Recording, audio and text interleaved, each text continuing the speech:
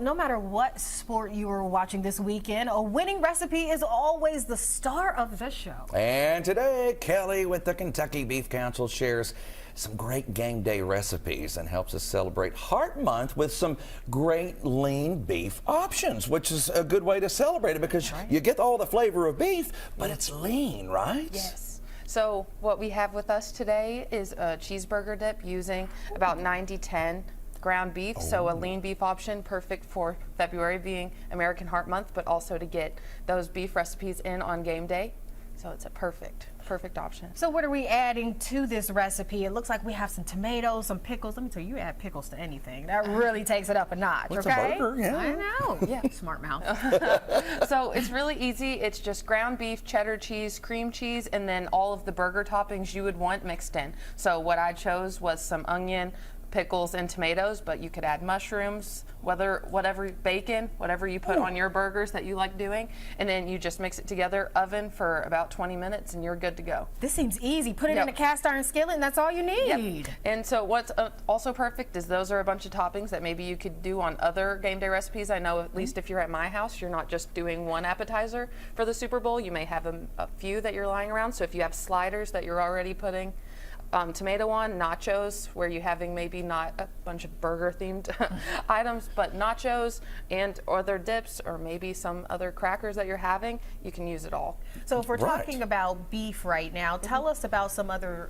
beef replacements that we can, like not the lean, but I know there's other types. Yeah. Tell us about that. Yeah, so one of the big things that you may not think about is that kind of having more cost-effective beef options. Maybe when beef pops into your head, it's more of an expensive protein option. But one of the things that you can do, especially within the stores, is ground beef is one of the cheaper cuts, but having leaner steaks, like a flank steak or a flat iron that maybe when you're looking, you don't necessarily know what to do with it. One great option that we have, or we like to say, is that anything that you kind of have ground beef and steak, you can kind of substitute for each other. So maybe you have a salad, ground beef or steak can be on that. Nachos, you could put steak on that as well. But also on kybeef.com, which is our website, we have kind of a breakdown of a cow, and you can select on it. Maybe you're at the grocery store and you see a flat iron is on sale, but you don't know what necessarily or how to cook it. You can go straight to kybeef.com, look up flat iron, and see just a plethora of recipes on what to do with that, and it'll kind of have the breakdown of what you need from the store, an ingredient list, how much time it's going to take you, and then how many servings you're going to get out of it. See, I love that because there are times I walk in, I'm like, well, I don't know what this is. I don't know what this cut is. I don't know what to do with it. You know, I just know some standard, but you've got it all right there. Yes. That's some great information on what to do with it. So when you're in the store, you're not wasting any money. You're going to get something you know what to do with, right? Yes. So it helps out. And ground beef goes with everything. You can put it everywhere, can't you? You can. So it's just a great option, and a lot of ground beef can go a lot of different ways.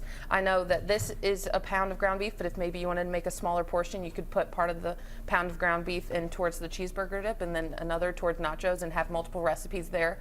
If maybe it's just you and someone else at home, but if it is more people, ground beef can also expand a lot to have multiple servings. So it's a great option for these kind of things, but then going to the grocery and buying a lot of meat on sale, because if you're like me, when you see it's on sale, you want to buy as much as you can and freeze it. So seeing what you can do with it. And we have some thawing tips as well, so if you do see all those sales and want to take it home and freeze it, seeing when you need to thaw it, how long you can keep it in your freezer, and what you can do with it after the fact. It's really easy and all in one place. Perfect. Give us a website one more time we can check out. kybeef.com. Easy peasy. Thank you so much. How fresh is this, by the way? Did you just make it? Yep, this morning. Oh, India wanted to know. It should be hot. India wanted to know as Jim digs in, okay? Yeah, this is for India. Put it straight in the oven this morning. Straight for India. India didn't even taste, Jim. It's great. Okay. Thank you so much for being here. Make sure to check out KentuckyKYBeef.com/recipes for your latest recipes. I'm going to keep going because Jim is, of course, eating.